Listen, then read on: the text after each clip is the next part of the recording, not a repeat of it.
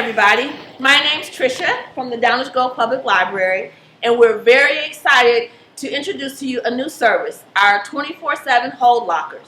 They're located right here on Curtis Street, and if you want to use the lockers, all you have to do is select Downers Grove lockers when you're placing your items on hold.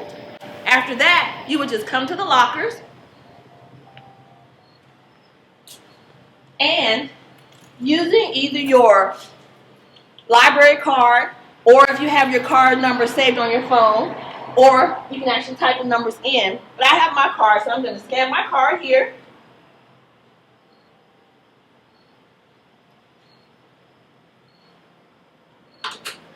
The locker opens automatically, and you retrieve your hold items from the locker.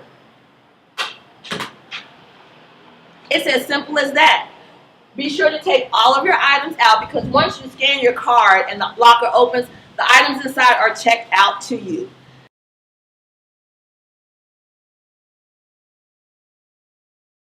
And if there are items in your locker that you no longer want, simply return them to the book drop located right here on the side of our building.